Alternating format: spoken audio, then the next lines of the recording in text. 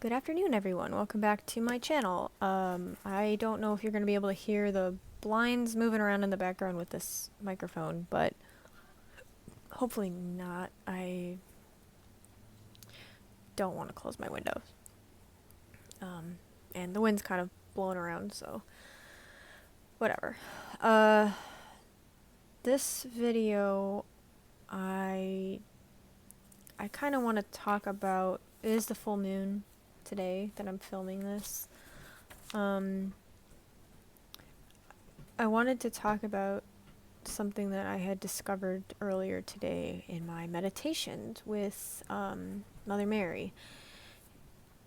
I used the Rose Oracle deck that I had spoken about in a previous video, and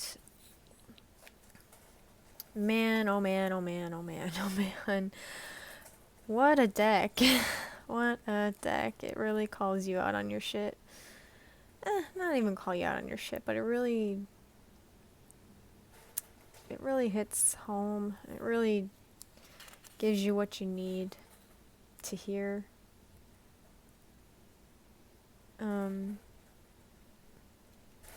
And I realized that one of my biggest shadows that I will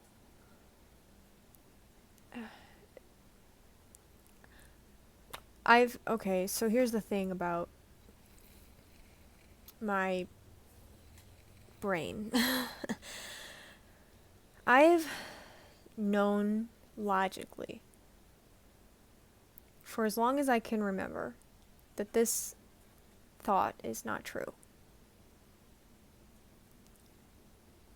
But I can't shake it. And I've gotten better. It is becoming more and more plausible that emotionally it's not real. But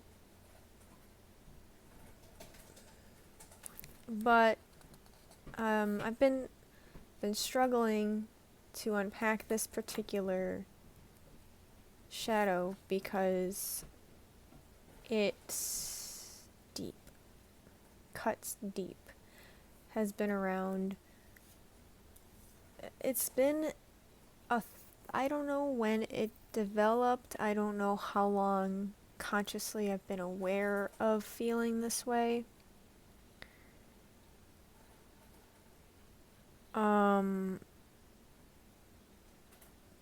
But it has to do with feeling unwanted and sorry, I'm looking at my notes.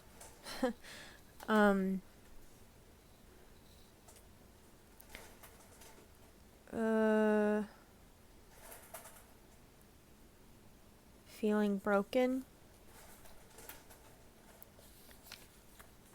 and feeling like I'm a mistake and that I was not meant to be on this planet. And a lot of the time I feel like this emotion isn't my own, which could be why I am constantly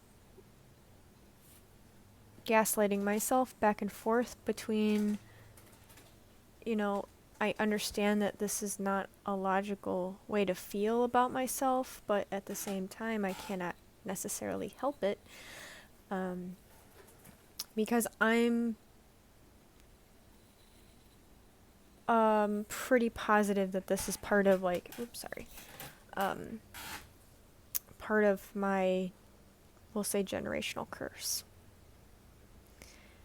It's exacerbated by being raised Catholic, and it's exacerbated by the patriarchy and being surrounded by misogynistic men. Not anymore, not so much anymore. I've successfully managed to get myself out of any of those situations. I don't speak to my grandfather anymore. I don't obviously speak to my ex-husband anymore. I kind of do my best to stay away from men like that, to the best of my ability. I know it's difficult to do because they're fucking everywhere, and they don't present themselves that way until it's too late. But anyhow, so I did a spread this morning. It's okay, Fred. With Mother Mary, and I used my Rose Oracle, which is true medicine. I've only used. This is the first time I've done a 4-card spread. Usually I've been doing just daily draws just to kind of get myself comfortable with the cards. And even then I'm really not that good at doing that, so I've been trying to do that on a more regular basis, but I'm not good at it. But anyway, one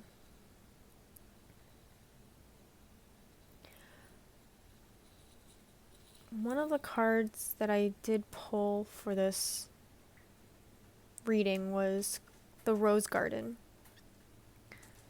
I don't have it with me. I should show it to you, but I don't have it. It's over there, and I don't really feel like going to get it right this second. But its messages are innocence, forgiveness, and be gentle with yourself. And part of the description of the card is, you never got kicked out of the garden, in reference to the Garden of Eden. Which, that's the female trauma, isn't it? That's the female curse, isn't it? Getting kicked out of the garden because we wanted knowledge. Or in Lilith's case, getting kicked out of the garden because she would not submit to a man.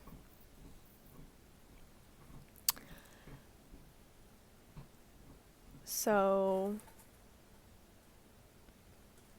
that is something that I've never really gotten over. That is a generational trauma and a generational curse passed down from Catholic indoctrination. And it's something that I have been really struggling with, especially now that I'm single and trying to heal from my past mistakes and my past, well, I wouldn't even say they're mistakes per se. Yeah, they're mistakes, but they were trauma responses, really. My reactions to things were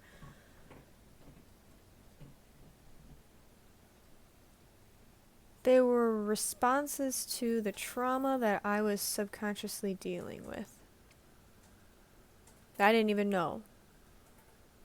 Like, I did a lot of unhealthy things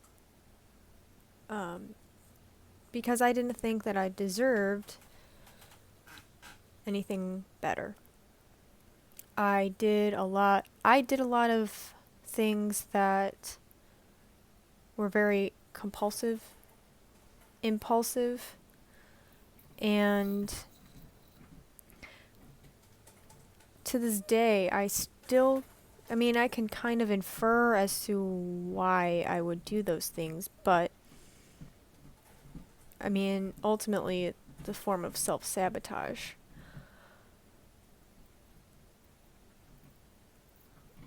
But it never occurred to me that it was me trying to survive also. So yeah, they were not the greatest way to deal with things, but I didn't know any other way. I couldn't I wasn't taught to think for myself. I wasn't taught to think about myself.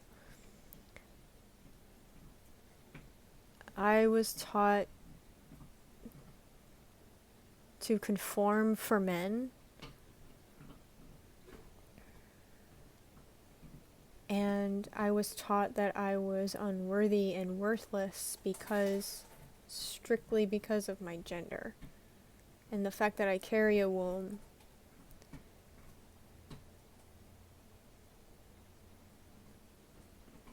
So, when you're raised that way, what the fuck? Why bother? Why care about anything? Yourself, anybody else, it didn't matter. It was a very, I will say, narcissistic way of thinking. But I don't believe that was necessarily on purpose, I guess. I don't know. But this shadow, being gentle with myself, has never been a thing that I could do. I'm my own worst critic. I am so very incredibly hard on myself. I'm always trying to push myself to do better, to be better. Because if I'm not, I'll never be accepted by the people who love me. And I put that in air quotes because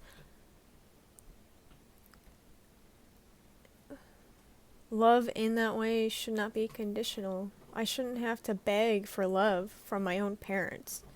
I shouldn't have to beg for love from my own grandparents. I shouldn't have to beg to be just accepted and treated like a human being by my own family.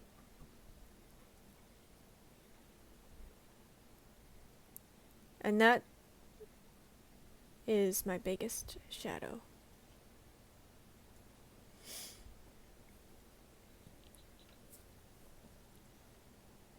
Not just being an overgiver, as I've described in my last video.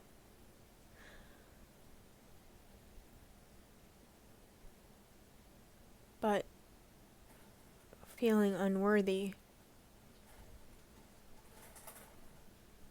and thus being incredibly hard on myself in order to please those around me.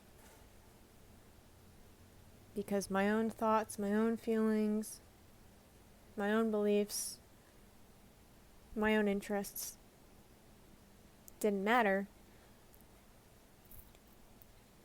because I had to think about everyone else. I had to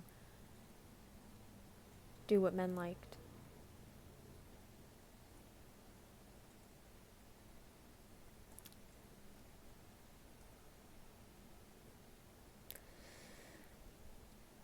And if I didn't do something that would be acceptable for a married situation or something like that,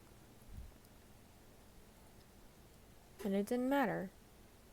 And then add capitalism on top of it. If it didn't make money on top of it, then what was the point? What was the point of having that interest or that belief or that thought?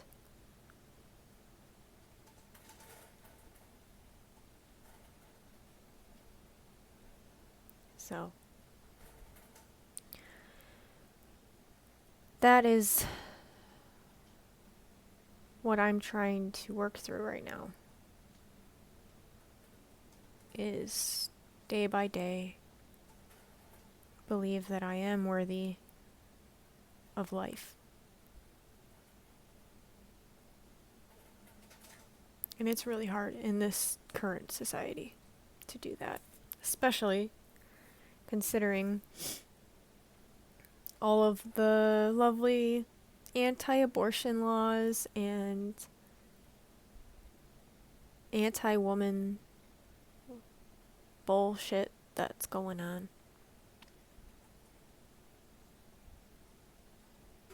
So,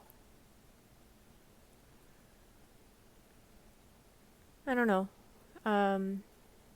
If you're so inclined to share, I'd love to hear what your biggest shadows are, and maybe we share some.